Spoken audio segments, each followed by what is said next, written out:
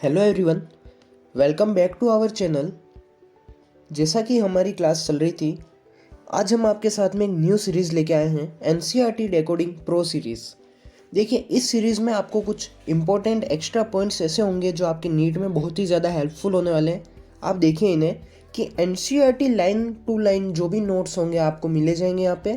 Previous year questions जो NCERT से पूछे गए हैं या उसके अलावा जो पूछे गए आपके सारे कवर हो जाएंगे इनसे।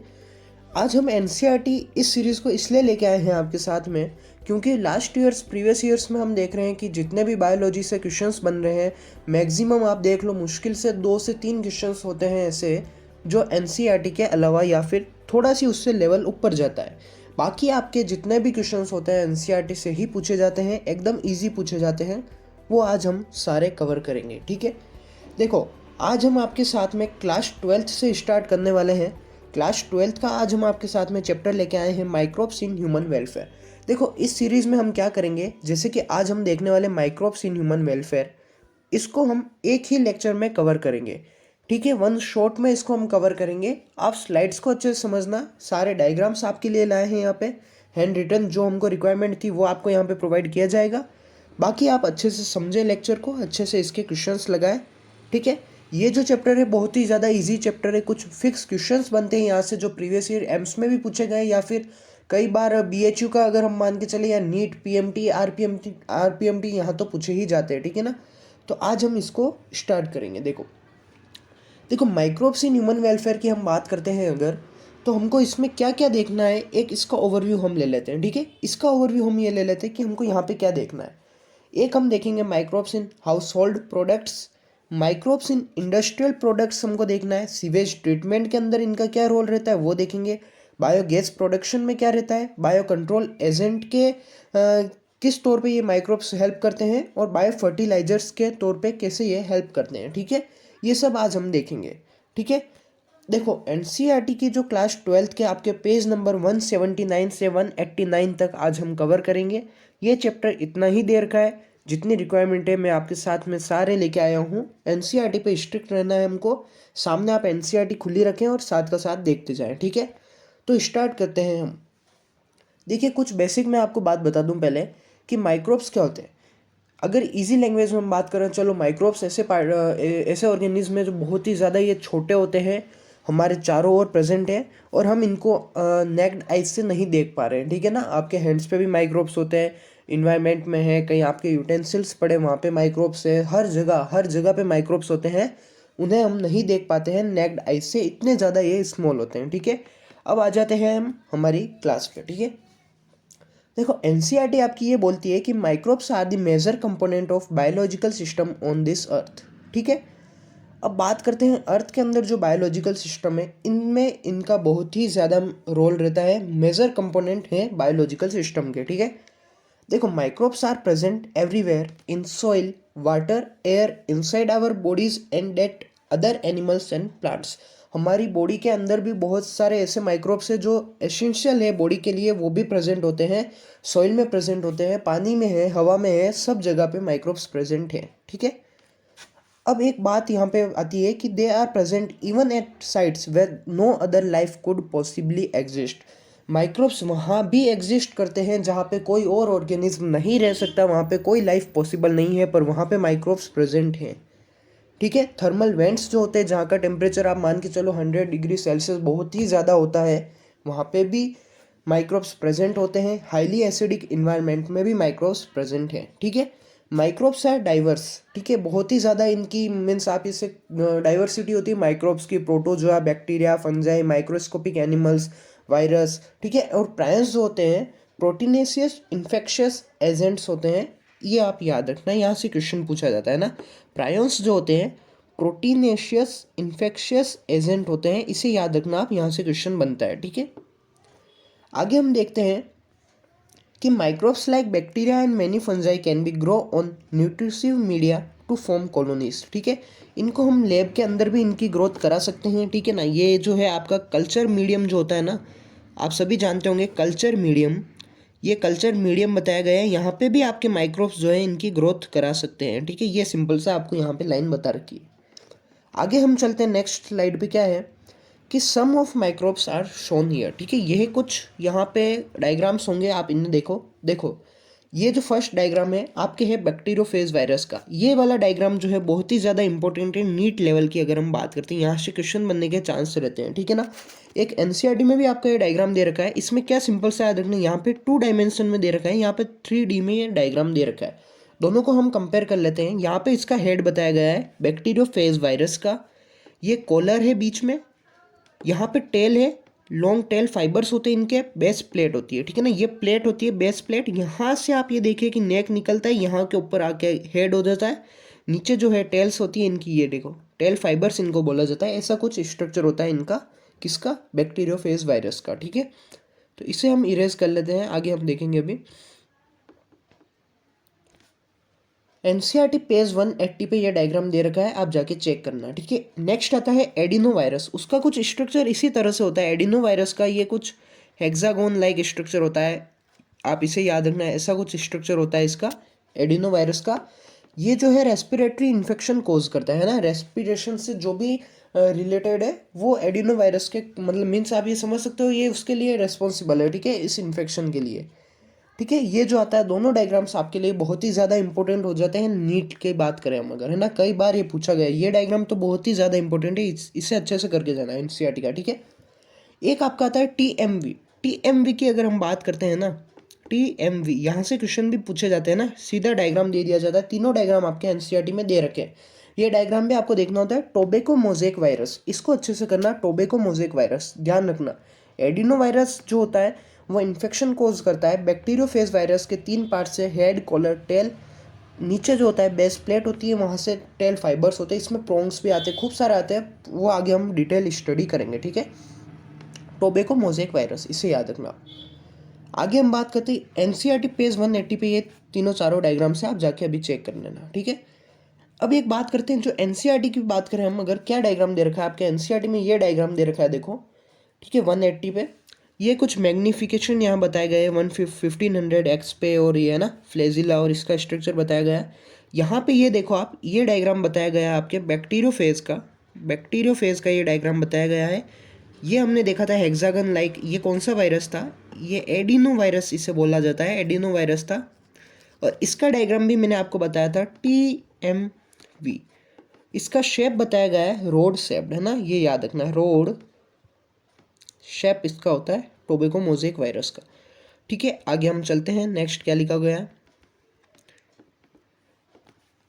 एक ये कुछ आपको बताया गया है कॉलोनीज फॉर्मेशन, है ना, fungal colony growing in petri disc, ठीक है। ये जो है ये इंपॉर्टेंट पेज है ना एनसीईआरटी का, आप अच्छे से करके जाना, ये वाला इंपॉर्टेंट है बहुत, ठीक है, नीट के लिए। नेक्स्ट आगे हम बात करते हैं कि microbes in house hold products. First हमको यहाँ से देखना है हाउस होल्ड प्रोडक्ट्स जो होते हैं वहाँ पे माइक्रोब्स कैसे वर्क करता है। इसमें जो मैं बताऊँ वो आपको याद रखना है, एक्स्ट्रा पॉइंट्स कुछ मत याद रखना, ठीक है। फर्स्ट आता है फॉर्मेशन ऑफ कर्ड। दही जो होता है उसका फॉर्मेशन हम कैसे करते हैं, आप सभी जानते होंगे, घर पे भी दही को फॉर्म किया जाता है। कैसे किया जाता है, किसकी हेल्प से किया जाता है, कौन सा माइक्रोब्स यूज़ होता है, अभी हम देखेंगे यहाँ पे, ठीक है। ये देखो आप, दही आपके सामने आ चुका है। हमारे पास में हमने लिया एक मिल्क, ठीक है। मिल्क जो लिया, मिल्क को हमको कन्वर्ट करना है कर्ड के अंदर, ठीक है। तो इसके लिए क्या करना पड़ेगा हमको, फॉर्मेशन को करने के लिए हमको एक माइक्रोब की रिक्वायरमेंट होगी जिसको बोला जाता है लैक्टिक एसिड बैक्टीरिया, ठीक है। लैक्टिक एसिड बैक्टीरिया, लैक्टोबैसिलस भी हम इसे बोल सकते हैं, ठीक है। LAB बोला जाता है, लैक्टिक एसिड बैक्टीरिया, इसे याद रखो आप। देखो यहाँ क्या लिखा गया है, a small amount of inoculum starter जिसको बोला जाता है is added to suitable temperature milk to convert it into curd, ठीक है। हमने जो मिल्क लिया है वो कुछ फिक्स टेम्परेचर पे उसको रखा जाता है, उसके अंदर कुछ इनोक्यूलम मिलाया जाता है। इनोक्यूलम बेसिकली आप किसी को भी ले सकते हैं, थोड़ा सी दही का टेबल स्पून दही ले लो, या फिर जो आपके मिल्क ये छाछ आती है उससे भी हम ले सकते हैं, है ना। मिल्क में उसको डालो और वो जो है आपको कन्वर्ट कर देगा मिल्क को कर्ड के अंदर, ठीक है। In inoculum millions of lactic acid bacteria are present, ये बात याद रखना, एनसीईआरटी भी बोलती है ना, ये याद रखना। The quantity of vitamin B12 is more than milk, ठीक है। जो आपका दही होता है उसके अंदर B12 की क्वांटिटी बहुत ही ज़्यादा होती है एज कंपेयर हम करें किसके अंदर, मिल्क के अंदर।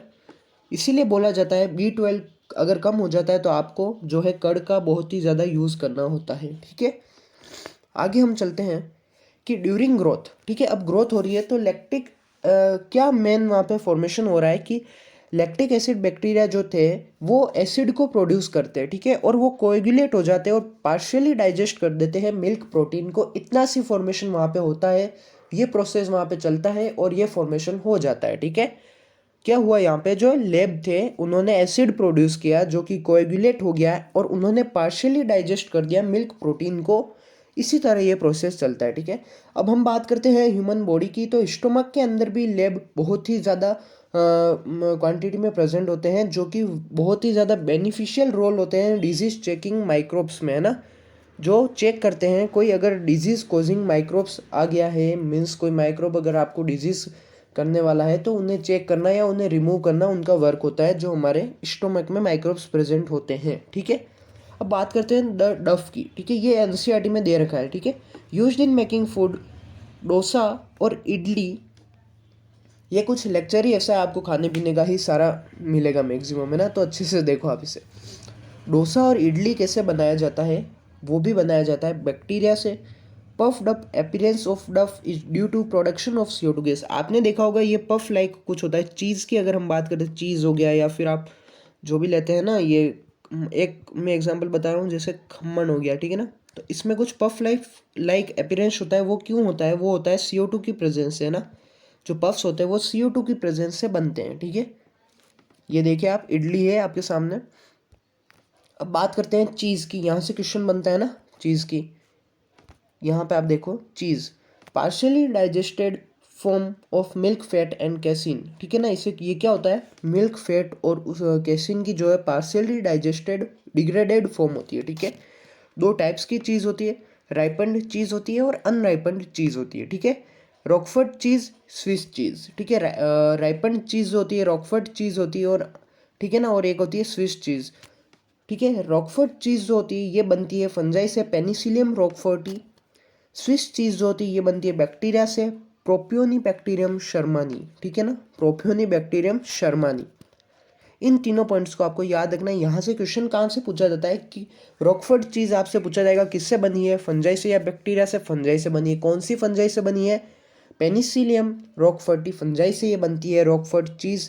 स्विस चीज़ की हम बात करते हैं तो बैक्टीरिया से बनती है, प्रोपियोनिबैक्टीरियम शर्मानी। यहाँ से क्वेश्चन बनते हैं, प्रीवियस ईयर क्वेश्चन में पूछा गया है। ब्लिंक कर रहा है, आपको अच्छे से करना है, आपके नोट्स में बात लिखी होनी चाहिए। ठीक है, आगे हम चलते हैं, ब्रेड की बात करते हैं। अब ब्रेड की अगर हम बात करते हैं ना, तो ये फर्मेंटेड होती है बेकर्स यीस्ट से। ये डायरेक्ट क्वेश्चन बनता है, बेकर्स यीस्ट किसको बोला जाता है, सैक्रोमाइसिस सर्विसी जो होती है उससे बोला जाता है बेकर्स यीस्ट। ये देखो आप, ये मैं ना इसको बॉक्स में डाल रहा हूँ, ये इंपॉर्टेंट है ना। सेकेरोमाइसिस सर्विसी जो होती है उसे बोला जाता है बेकर्स यीस्ट। इसे याद रखना, ब्रेड जो होती है इसी से फॉर्मेशन होती है ब्रेड का। During baking CO2 and ethyl alcohol is release, है ना, इथाइल अल्कोहल और CO2 का जो होता है रिलीज होना होता है ब्रेड के फॉर्मेशन में। ठीक है, ये हमने लिया डफ। ठीक है ना, जो आटा होता है बेसिकली, ये आटा मान सकते हैं आप इसे। ठीक है, ये आटा हो गया। हमको बनानी है ब्रेड। क्या बनानी है, ब्रेड बनानी है। किससे बनानी है, आटा से। तो हम क्या करेंगे, कन्वर्ट करना है इसे। हम यहाँ पे यूज़ करेंगे बेकर्स यीस्ट, सेकेरोमाइसिस सेरेविसी। अभी हमने देखा कि सेकेरोमाइसिस सेरेविसी को बोला जाता है बेकर्स यीस्ट। ये क्या करती है, जो आटा होता है बेसिकली डफ होता है उसे ब्रेड में ये कन्वर्ट कर देती है। यहाँ से क्वेश्चन बनता है अच्छे वाला, है ना, अच्छा क्वेश्चन बनता है यहाँ से। और पीछे जो स्लाइड हमने देखी थी ऐसे ही क्वेश्चन है माइक्रोब्स के अंदर, बहुत ही ज़्यादा इजी। बस आपको यीस्ट और इनके कुछ माइक्रोब्स के नेम याद रखने हैं, बस, इससे ज़्यादा कुछ नहीं है। ठीक है, आगे चलते हैं। कुछ ट्रेडिशनल ड्रिंक्स की हम बात करें या फिर फूड्स की हम बात करें, वो भी फर्मेंट किए जाते हैं माइक्रोब्स के थ्रू। ठीक है, एक टोडी के यहाँ पे नाम आता है, ये होता है traditional drink of some parts of southern India. ठीक है ना, साउथ में जो है एक ये ट्रेडिशनल ड्रिंक के तौर पे इसे यूज़ किया जाता है। ये आपको सामने दिख रहा होगा, टोडी। ठीक है ना, टोडी। ये किससे बनाया जाता है, from saps from plants, fermenting saps from plant, palms, है ना, पाम्स के सेप से बनाया जाता है। Microbes are also use to ferment fish, soybean and bamboo shoots to make food. इनमें भी माइक्रोब्स यूज़ होते हैं। ठीक है, आगे हम चलते हैं microbes in industrial products. Industries में ये कैसे हेल्पफुल होते हैं माइक्रोब्स, इसकी एक हम ओवरव्यू लेते हैं। बेवरेजेस और एंटीबायोटिक्स जो होते हैं इसके कुछ एग्जांपल है, दोनों हमको पढ़ना है। ठीक है, production on an industrial scale requires growing microbes in very large vessel termed as fermenters. NCERT में आपका डायग्राम भी दे रखा है इसका। फर्मेंटर्स ये ऐसा कुछ होता है, ये क्या आता है, फर्मेंटर्स। एनसीईआरटी में भी दे रखा है, इसलिए मैंने यहाँ पे आपको ये बताया है ना, इसे याद रखना। जो माइक्रोब्स को ग्रो करने में हेल्प करते हैं बहुत ही ज़्यादा लार्ज स्केल पे, अगर आपका कोई प्रोडक्शन चल रहा है फैक्ट्री के अंदर तो ये फर्मेंटर्स वहाँ पे लगाए जाते हैं। ठीक है, ये डायग्राम्स आपको दिख रहे हैं दोनों सामने, ये फर्मेंटर्स कहते हैं। ठीक है, अब फर्मेंटेड बेवरेजेस की हम बात कर लेते हैं। ठीक है, जिसकी वाइन हो गया, बियर हो गए, विस्की हो गया, ब्रांडी और रम। ठीक है, इनका बहुत ही ट्रेडिशनल यूज़ किया जा रहा है और ये प्रोडक्शन में माइक्रोब्स इनमें बहुत ही ज़्यादा हेल्पफुल होते हैं। ठीक है, अब इनके फॉर्मेशन के लिए सेम जो यीस्ट थी सैकेरोमाइसिस सेर्विसी, जिसको हमने बेकर्स यीस्ट बोला था, उसी का यूज़ किया जाता है, पर इसको यहाँ पे ब्रूअर्स यीस्ट बोला जाता है। वहाँ पे हमने बोला बेकर्स, यहाँ पे बोला ब्रूअर्स यीस्ट, कुछ डिफरेंस नहीं है, यीस्ट वो की वो है ना, सैकेरोमाइसिस सेर्विसी, इसे याद रखना। ठीक है, माल्टेड सीरियल्स से बनते हैं और फ्रूट जूस जो होता है उससे हम इथेनॉल का प्रोडक्शन करते हैं। ठीक है, माल्टेड सीरियल्स जो होते हैं प्लस फ्रूट जूस, ठीक है, इनका फर्मेंटेशन करके इथेनॉल प्लस CO2 का हम फॉर्म कर लेते हैं। ठीक है, कुछ वेराइटीज़ की हम बात कर लेते हैं सिंपल से ही। एनसीईआरटी में नहीं देखा, डायरेक्ट यहाँ से क्वेश्चन बना हुआ है इसलिए मैं लाया हूँ। ठीक है, बियर और वाइन जो होता है वो डिस्टिल्ड नहीं किया होता है, उसमें अल्कोहलिक कंसनट्रेशन जो होता है बहुत ही ज़्यादा लो होता है, ज़्यादा इफेक्टिव नहीं है। ठीक है, डिस्टिलर्स और ये ब्रांडी, रम और विस्की जो होता है इसे डिस्टिल्ड किया जाता है, हाई अल्कोहलिक कंसनट्रेशन होता है इनमें ना, इनमें जो है अल्कोहल का कंसनट्रेशन बहुत ही ज़्यादा होता है ब्रांडी, रम और विस्की में। बियर और वाइन में जो है लो अल्कोहल कंटेंट होता है। ठीक है, आप समझ रहे हैं यहाँ पे लिखा हुआ है जो। आगे हम चलें कि एंटीबायोटिक्स की हम बात करते हैं। ठीक है, एंटीबायोटिक्स ये आपको दिख रही है, एंटीबायोटिक्स यहाँ पे। एंटीबायोटिक्स की हम अगर बात करें, सभी जानते हैं एंटीबायोटिक्स क्या होती है। एक डेफिनेशन में बताता हूँ, देखो, antibiotics produce by microbes are regarded one of the most significant, ये थ्योरी लिखी हुई है। ठीक है, 20th सेंचुरी की बहुत ही ज़्यादा इंपॉर्टेंट ये डिस्कवरी हुई है और बहुत एक वरदान के तौर पे इसे लिया जाता है एंटीबायोटिक डिस्कवरी को। ठीक है, एंटी मीन्स होता है अगेंस्ट, बायोटिक्स मीन्स होता है लाइफ। अगेंस्ट लाइफ, अगेंस्ट हमारे नहीं है, ये अगेंस्ट लाइफ है। किन की लाइफ के अगेंस्ट है, ये अगेंस्ट है डिजीज कॉजिंग माइक्रोब्स के। ऐसे ऑर्गेनिज्म जो डिजीज कर रहे हैं उनकी लाइफ के अगेंस्ट होती है ये क्या, एंटीबायोटिक्स। हमारे अगेंस्ट नहीं है। ठीक है ना, हम तो एंटीबायोटिक्स लेते हैं अगर हमें डिजीज हो जाती है तो ये उनके अगेंस्ट वर्क करती है, हमें क्योर कर देती है। ठीक है, antibiotics. Antibiotics are chemical substance, ठीक है, which are produced by some microbes. Antibiotics जो होती है हम ले रहे हैं वो भी माइक्रोब से ही बनाई जाती है, एंड कैन किल और retard the growth of other disease causing microbes, है ना। यहाँ पे आप फोकस करेंगे डिजीज कोजिंग माइक्रोब्स। सब माइक्रोब्स को नहीं मारेगी ये एंटीबायोटिक्स, बनाई गई किससे है, माइक्रोब से ही बनाई गई है, और उन माइक्रोब्स को ये रिटार्ड करेगी जो डिजीज कोज कर रहे हैं या फिर जो हार्मफुल है हमारी बॉडी के लिए, उनको ये किल करेगी। ठीक है, एंटीबायोटिक्स का ये इतना सी था, आप आगे और देखेंगे। कुछ पॉइंट्स यहाँ से क्वेश्चन बनता है। मोस्ट कॉमनली यूज्ड एंटीबायोटिक कौन सी है, penicillin made from fungi, Penicillium notatum. यहाँ से क्वेश्चन पूछा गया है नीट के अंदर, आपके नीट के अंदर यहाँ से क्वेश्चन पूछा गया था, इसलिए मैंने यहाँ पे ये स्लाइड लाया हूँ। ये तीनों चार, ये स्लाइड बहुत ही ज़्यादा इंपॉर्टेंट है, आप इसे अच्छे से करना। ठीक है, पेनिसिलिन किससे बनी गई है, पेनिसिलियम नोटेटम से। Antibiotic discovery was a serendipity थी, बाई चांस डिस्कवरी थी। कोई साइंटिस्ट लोग ऐसे नहीं बैठे थे कि हमको एंटीबायोटिक की डिस्कवरी करनी है और पहले से कुछ नहीं था, ये बाई चांस थी, कर कुछ रहे थे, हो कुछ गया और उससे एंटीबायोटिक डिस्कवर्ड हो गई, सिंपल सा। ठीक है, अलेक्जेंडर फ्लेमिंग ने फर्स्ट एंटीबायोटिक पेनिसिलिन डिस्कवरी की थी, किस पे की थी, स्टेफाइलोकोकाई बैक्टीरिया पे, है ना। स्टेफाइलोकोकाई बैक्टीरिया का इन्होंने यूज़ किया था discovery of first antibiotic penicillin. Term antibiotic किसने ली थी, सैलमन वॉल्क्समैन इन 1942। ये क्वेश्चन सारे पूछे गए हैं। ठीक है, full potential of antibiotic, Ernst Chain and Howard Florey, इनको नोबेल प्राइज मिला था 1945 के अंदर। एनसीईआरटी में आपके दे रखा है राइट साइड की तरफ, आप इससे पढ़ना है। ठीक है, एंटीबायोटिक जहाँ पे दे रखी है। एंटीबायोटिक का वर्ल्ड वॉर सेकेंड में भी अमेरिकन सोल्जर्स के द्वारा इनका यूज़ किया गया था। ठीक है, antibiotic can cure plague whooping cough जिसको काली खांसी बोला जाता है, डिफ्थीरिया जिसको गाल गोटू बोला जाता है, एंड लेप्रोसी जिसको कुष्ठ रोग बोला जाता है, ये क्योर कर देती है।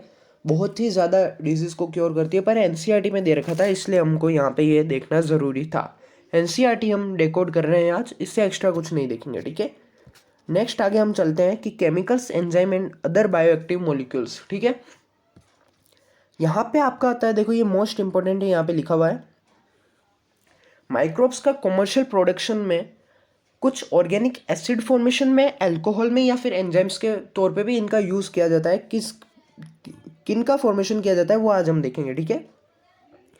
पहले हम देखते हैं ऑर्गेनिक एसिड के एग्जांपल्स, ठीक है। यहाँ से क्वेश्चन बनता है, देखना इसे अच्छे से। देखो यहाँ एसिड लिखा गया है, यहाँ पे किससे बनाई गई है, फंजाई से। एक ओड है इसमें, बाकी तीनों इवन है, ठीक है ना, ये आप समझ जाना आगे। देखो एसिड, सिट्रिक एसिड की बात करते हैं, क्वेश्चन कैसे बनेगा कि सिट्रिक एसिड किससे फॉर्म होता है, एस्परजिलस नाइगर जो कि एक फंजाई होता है ना, फंजाई होता है, इसे बात याद रखना।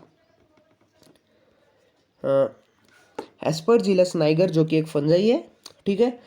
एसिटिक एसिड की अगर हम बात करते हैं तो आप ध्यान रखना, एसिटोबैक्टर, एसिटाइबैक्टर, बैक्टीरिया, तीनों ये बैक्टीरिया है नीचे, ऊपर एक ही फंजाई है, उससे आपको याद रखना है, ठीक है ना, एक ही फंजाई है, कौन सी, सिट्रिक एसिड जिससे फॉर्म हो रहा है एस्परजिलस नाइगर। यहाँ से क्वेश्चन बहुत ही ज़्यादा चांस है यहाँ से बनने के नीट के अंदर ना, तो अच्छे से आप करो इसको। ब्यूटारिक एसिड, क्लोस्ट्रीडियम ब्यूटाइलिकम जो कि एक बैक्टीरिया है, ठीक है। लैक्टोबैसिलस से बनता है लैक्टिक एसिड, ये तो आपको याद ही होगा, ये वाली स्लाइड बहुत ही ज़्यादा इंपॉर्टेंट है, यहाँ से क्वेश्चन बनता है, ठीक है। याद क्या रखना है, कौन सा फंजाई है, कौन सा बैक्टीरिया है। सिट्रिक एसिड जो बन रहा है एस्परजिलस नाइगर से, वो ही सिर्फ फंजाई है, बाकी चारों आपके तीनों जो है बैक्टीरिया से फॉर्म हो रहे हैं, एसिटिक एसिड, ब्यूटारिक एसिड और लैक्टिक एसिड, ठीक है। आगे हम चलते हैं, एंजाइम्स आते हैं कुछ। देखो एंजाइम्स, वैसे तो हमको एंजाइम्स का अलग मैं लेक्चर बना दूंगा, पर यहाँ पे कुछ बताए गए आपके एनसीईआरटी में, वो हम आज देख लेते हैं। फर्स्ट आता है लाइपेजेस, ठीक है। लाइपेजेस जो होता है detergent formulation means cleaning factors में इनका यूज़ किया जाता है, use to remove oily stains, ठीक है। लाइपेजेस याद रखना। पेक्टिनेज एंड प्रोटीएसेस की बात करें तो बोटल फ्रूट जूसेस जो होते हैं उनकी क्लीनिंग में इसका यूज़ किया जाता है। क्वेश्चन बनता है स्ट्रेप्टोकाइनेस से, ठीक है, यहाँ पे हाईलाइट किया गया है स्ट्रेप्टोकाइनेस। स्ट्रेप्टोकाइनेस से क्या क्वेश्चन बनता है, ये क्या वर्क करता है, used as a clot buster. बहुत ही बार ये पूछा गया है, बहुत बार पूछा गया है ये क्वेश्चन, बहुत बार है ना, बहुत ज़्यादा इंपॉर्टेंट है स्ट्रेप्टोकाइनेस, और आगे जो भी आने वाला है बहुत ही ज़्यादा इंपॉर्टेंट स्लाइड होगी ये वाली। स्ट्रेप्टोकोकस बैक्टीरिया से बनाया जाता है, यूज्ड एज क्लोट बस्टर, ठीक है। क्लोट बस्टर मीन्स यहाँ पे मान लो क्लोट हो गया तो स्ट्रेप्टोकाइनेस वहाँ पे जाके इसको बस्ट कर देगा, ठीक है ना, यही इसका वर्क होता है, इसका यूज़ किया जाता है मेडिकल में, ठीक है। आगे हम बात करते हैं, it also prevents from myocardial infarction जो कि हार्ट अटैक हम बोलते हैं, एमआई जिसको बोला जाता है ना, मायोकार्डियल इन्फ्रैक्शन से भी ये आपको प्रिवेंट करता है, बचाता है, ठीक है। बायोएक्टिव मॉलिक्यूल्स की हम बात करते हैं तो साइक्लोस्पोरिन ए हमारे साथ में आता है, साइक्लोस्पोरिन ए जो कि एक इम्यूनोसप्रेसिव एजेंट होता है, ऑर्गन ट्रांसप्लांटेशन में इसका वर्क किया जाता है, प्रिवेंट्स ग्राफ्ट रिजेक्शन।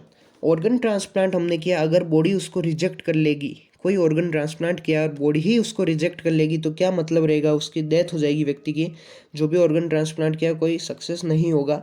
इसलिए इम्यूनोसप्रेसिव एजेंट इम्यून सिस्टम को ये सप्रेस करता है, कि कौन करता है, साइक्लोस्पोरिन है, यहाँ से क्वेश्चन पूछा जाता है, ठीक है। It is made up of fungi, Trichoderma, polysporum.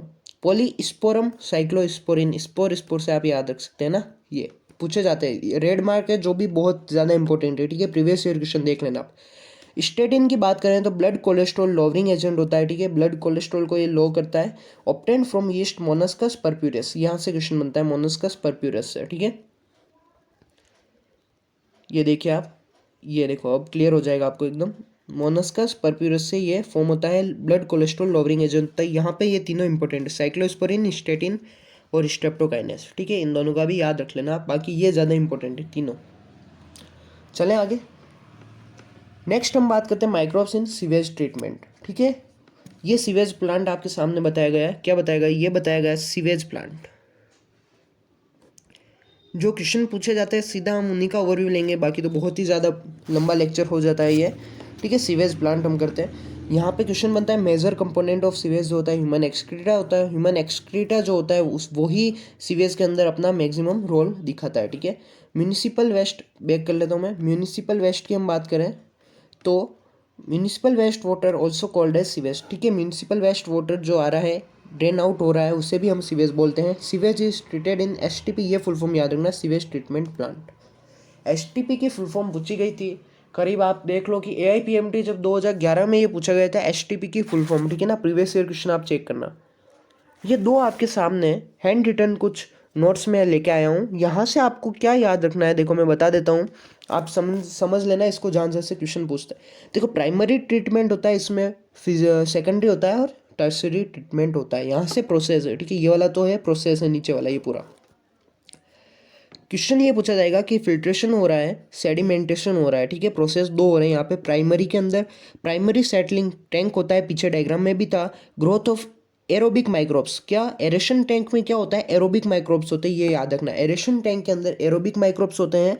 Biogas यहाँ पे प्रोड्यूस हो रही, कहाँ पे, एन एरोबिक स्लज डाइजेस्टर पे, जहाँ पे मिथेनोबैक्टीरियम प्रेजेंट है।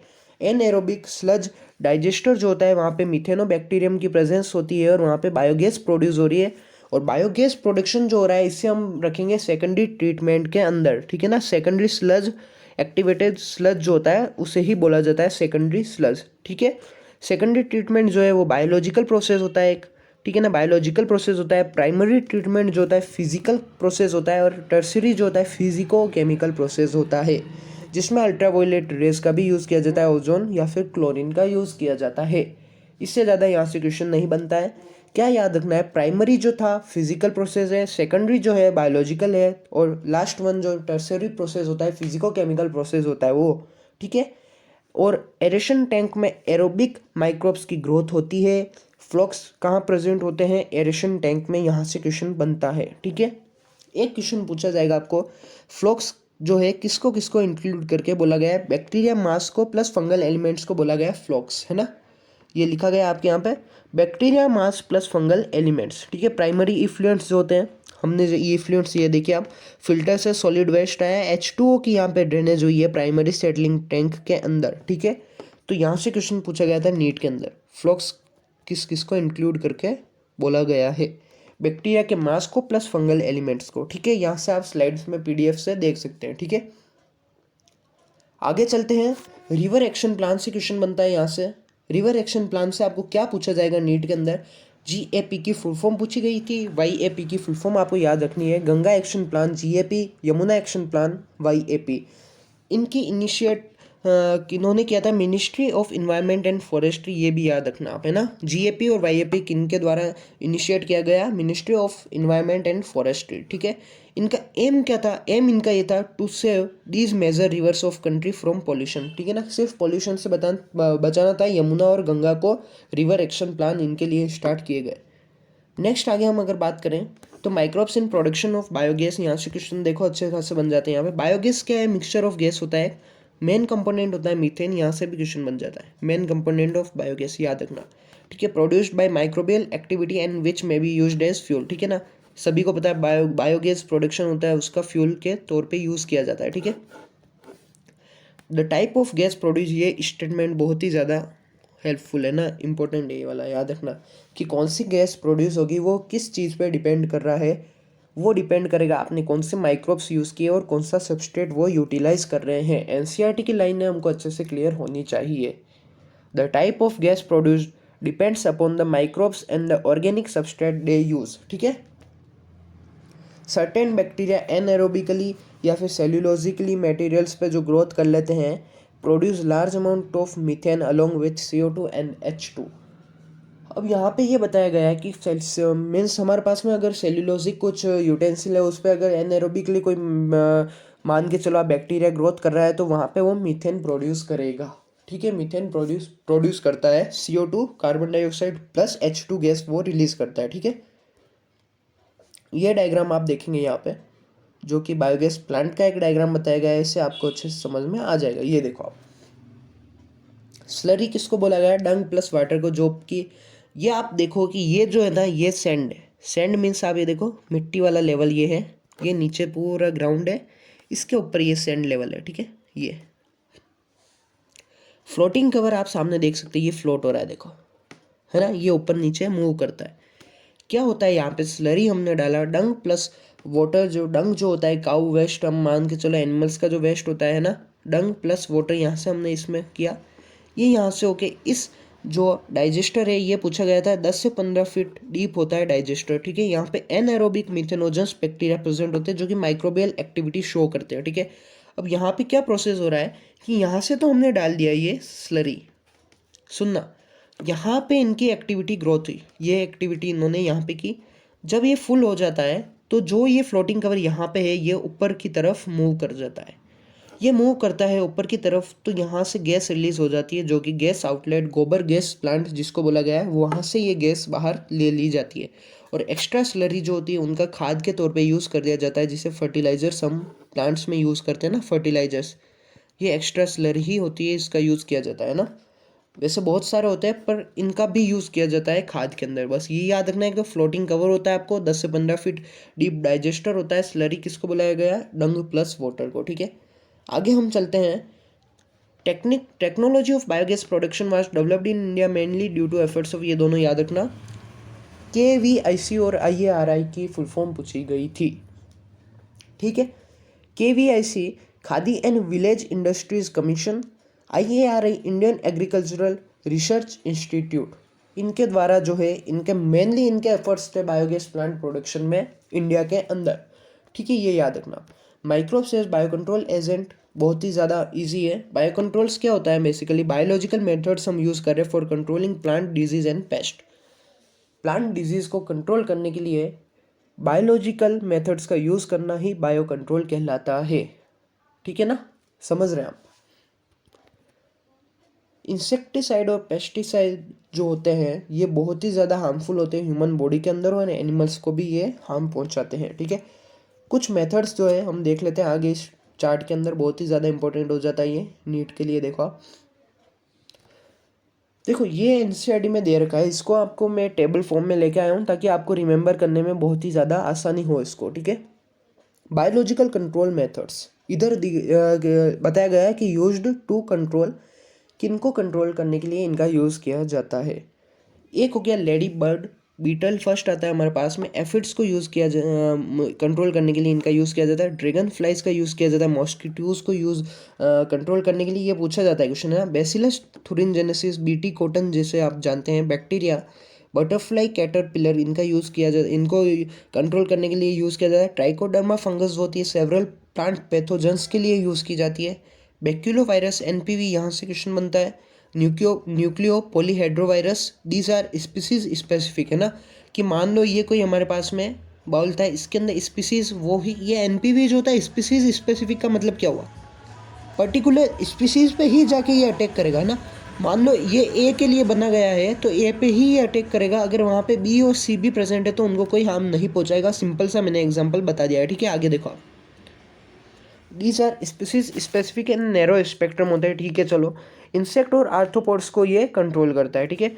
They have no negative impact on plants, mammals, birds, fish और even on non target insect. मैंने बता दिया, अगर वो स्पीसीज ए के लिए ही बनाया गया है तो वो बी और सी अगर वहाँ पे प्रेजेंट है या फिर DEFXYZ कोई भी प्रेजेंट है तो उनको कोई हार्म नहीं पहुँचाएगा। कौन नहीं पहुँचाएगा? NPV, न्यूक्लियो पॉलीहेड्रोवायरस, जिसे बैक्यूलोवायरस भी बोला जाता है, ठीक है। एक IPM आता है, इंटीग्रेटेड पेस्ट मैनेजमेंट। इससे क्या होता है ये कि एक टेक्निक है पेस्ट कंट्रोल की, ठीक है ना। ये स्पेशली उनके लिए है कि जो इकोलॉजिकली सेंसिटिव एरियाज होते हैं वहाँ पे उनको ट्रीट किया जाता है IPM के अंतर्गत, है ना। IPM के अंडर हम बात करते हैं तो इकोलॉजिकली सेंसिटिव एरियाज होते हैं वहाँ पे इनको यूज़ किया जाता है, ठीक है। फुल फॉर्म याद रखना। स्मूथर क्रॉप्स क्या होती है ये क्रॉप्स?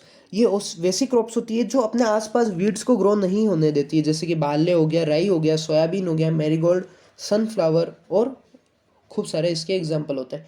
वीड्स क्या होते हैं? अनवांटेड जो ग्रोथ हो जाती है, मीन्स आप ये देख लो कि कुछ वीड्स हार्मफुल होते हैं। ये हार्मफुल भी क्या मीन्स अनवांटेड, हम कोई इनका कुछ होता ही नहीं है काम, बेकार ही ये ग्रो हो जाते हैं, फिर इनको वापस रिमूव किया जाता है ना। तो आगे हम देखते हैं इसको। अब आता है बायो फर्टिलाइजर्स।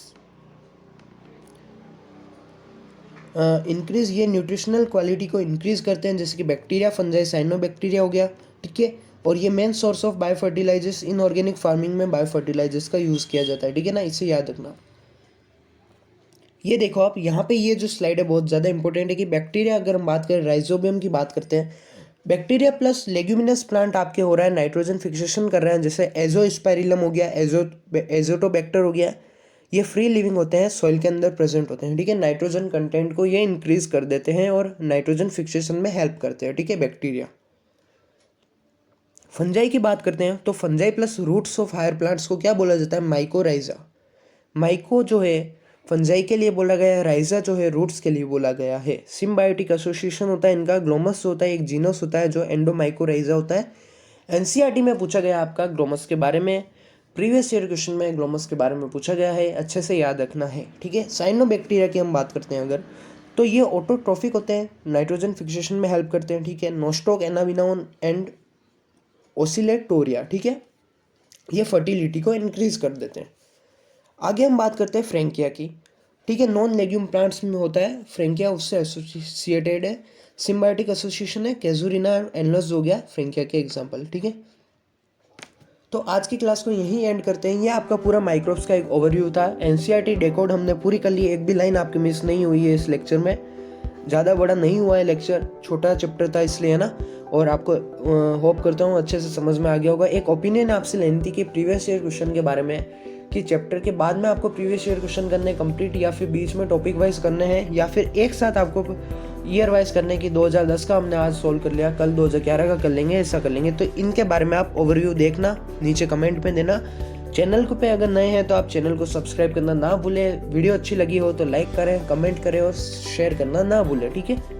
आपकी कोई भी रिक्वायरमेंट है स्टडी से रिलेटेड, कोई भी आपको डाउट हो रहा हो, कोई भी मटेरियल की रिक्वायरमेंट है, कौन सी क्लास चाहिए क्या नहीं चाहिए, फिजिक्स की हम बात करें वन शॉट, और केमिस्ट्री में भी हम बहुत ही जल्द लॉन्च करने वाले हैं, ठीक है। तो चैनल से जुड़े रहें, नोटिफिकेशन आइकन को ऑन करने में, और चैनल को सब्सक्राइब करना ना भूलें। Thank you.